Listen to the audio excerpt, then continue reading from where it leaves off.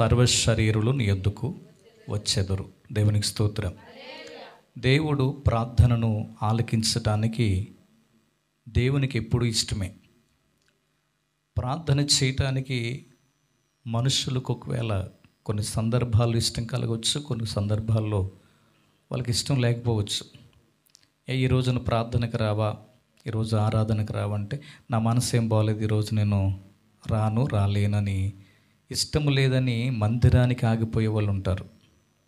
ఇష్టము లేదని ప్రార్థన చెయ్యని వాళ్ళు ఉంటారు.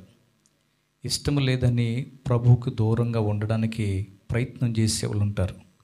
కానీ దేవుని మనసు ఎలాంటిదంటే, ఈ భూమి మీద నుండి తన పిల్లలమైన మనం ఏ దిశనైనా సరే, ఎక్కడి నుండైనా సరే, ప్రపంచములో ఏ మూల నుండైనా సరే, విమానములో వెళ్ళే వాళ్ళు ప్రార్థన చేసినా, సముద్రములో ఓడల మీద వెళ్ళే వాళ్ళు ప్రయాణం చేసినా, రోడ్డు మీద ప్రయాణించే వాళ్ళు ప్రార్థన చేసినా, ఎడారిలో ఉన్నవారు ప్రార్థన చేసినా, రైల్లో వెళ్ళేవారు ప్రార్థన చేసినా, ఎక్కడ ప్రార్థన చేసినా ప్రతి ప్రార్థన ఆయన వినడానికి సిద్ధముగా ఉన్నటువంటి దేవుడు. దేవునికి స్తోత్రం.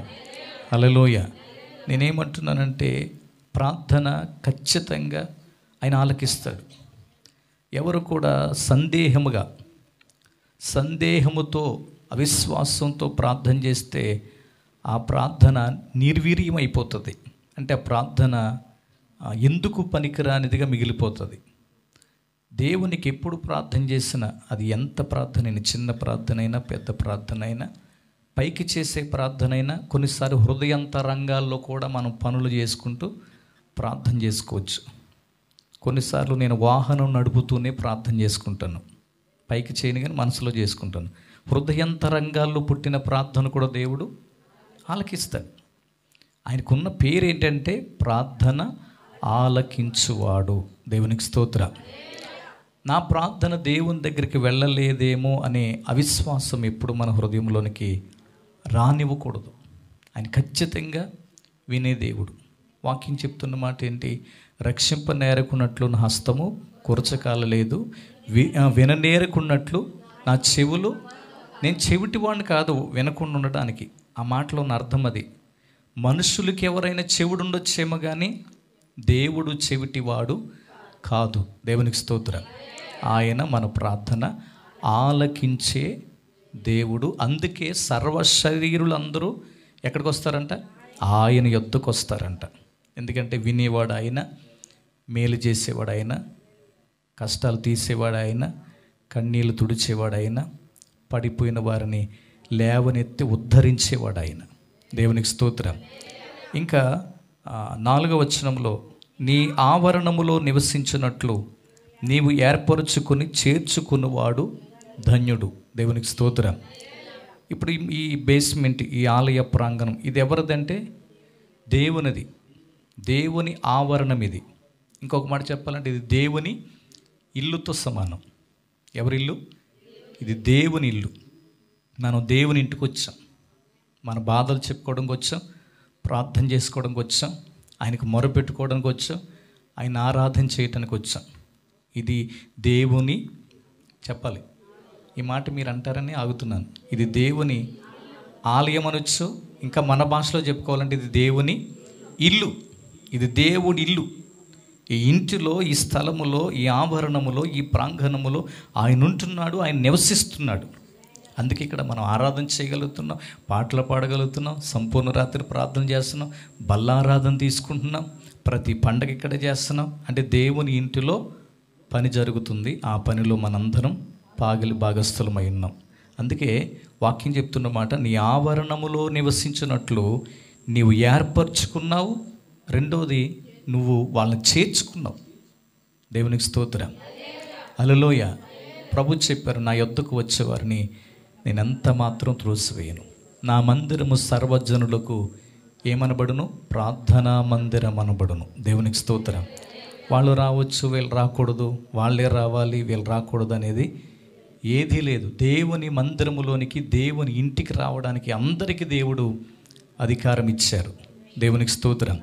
ఇంకా క్రింద వచనములో, నీ పరిశుద్ధాలయము చేత, నీ మందిరములోని మేలు చేత మేము తృప్తి పొందుచున్నాము. దేవునికి స్తోత్రం. దేవుని ఇంటిలో ఏమున్నాయి?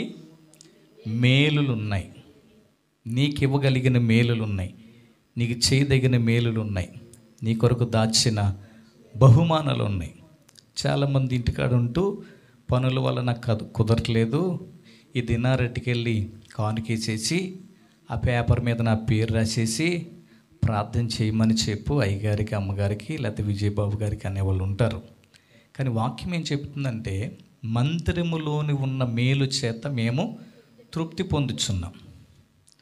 ఒకవేళ నిజంగానే ఎప్పుడు ఒక వారం, నెలలో ఒక వారం వీలు కాక కానుక పంపించి ప్రార్థన చేయించామంటే అదొక సర్వసాధారణమైన విషయం. ఎవరికైనా ఒక్కోసారి ఇబ్బంది అవుతుంది.